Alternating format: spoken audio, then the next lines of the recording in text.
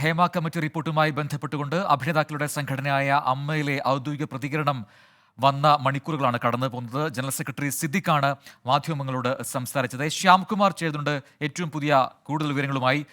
ശ്യാം, ഇന്നത്തെ വാർത്താ സമ്മേളനത്തിൽ ഉടനീളം തന്നെ ഈ കമ്മിറ്റി റിപ്പോർട്ടിനെ, ഹേമ കമ്മിറ്റി റിപ്പോർട്ടിനെ സ്വാഗതം ചെയ്യുന്നു എന്ന് പറഞ്ഞെങ്കിലും അതിലെ സംഭവങ്ങളെല്ലാം ജനറലൈസ് ചെയ്യരുത് എന്നൊരു കാര്യം സിദ്ദിഖ് ആവർത്തിച്ച് പറഞ്ഞു.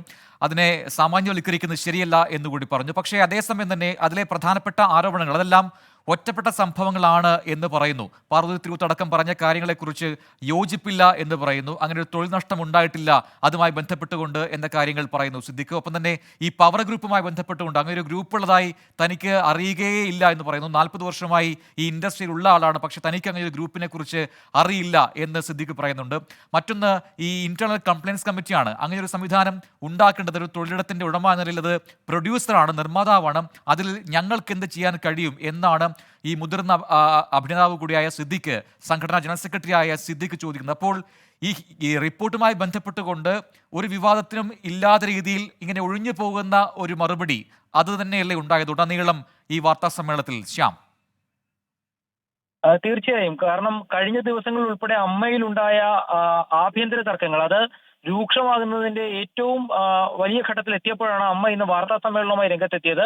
ഒരുപക്ഷെ ഇന്ന് ഈ വാർത്താ സമ്മേളനം അമ്മ നേതൃത്വം നടത്തിയില്ലായിരുന്നെങ്കിൽ നാളെ കൂടുതൽ അഭിനേതാക്കൾ ഈ വിഷയത്തിൽ അഭിപ്രായ പ്രകടനവുമായി എത്തുമെന്ന മുന്നറിയിപ്പ് പോലും അമ്മ നേതൃത്വത്തിന് മുന്നിലുണ്ടായിരുന്നു. അങ്ങനെയാണ് ഇന്ന് ഈ വാർത്താ സമ്മേളനം വന്നത്. വാർത്താ സമ്മേളനത്തിന്റെ തുടക്കം മുതൽ പഠിച്ചു വന്ന കാര്യങ്ങൾ പറയുക എന്നുള്ളൊരു നിലപാടാണ് സിദ്ദിഖ് സ്വീകരിച്ചത്.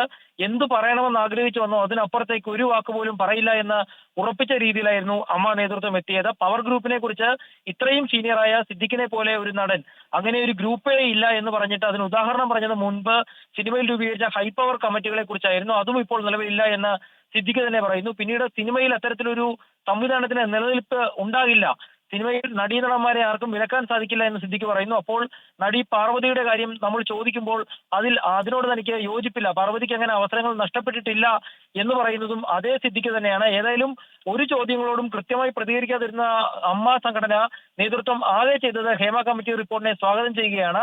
ആ റിപ്പോർട്ടിലെ നിർദ്ദേശങ്ങൾ നടപ്പാക്കണമെന്ന് പറയുന്നു. അപ്പോഴും അമ്മയിലെ ഉൾപ്പെടെ അംഗങ്ങൾ അതിൽ ഉൾപ്പെട്ടിട്ടുണ്ടെങ്കിൽ എന്നുള്ള ചോദ്യത്തിന് വലിയ രീതിയിൽ കൃത്യമായ ഉത്തരം പറയാതെ ഒഴിഞ്ഞു മാറുന്ന ഒരു സമീപനമാണ് അമ്മ നേതൃത്വവും സിദ്ദിഖും ഇന്ന് വാർത്താ സമ്മേളനത്തിൽ ഉടനീളം നടത്തിയത്.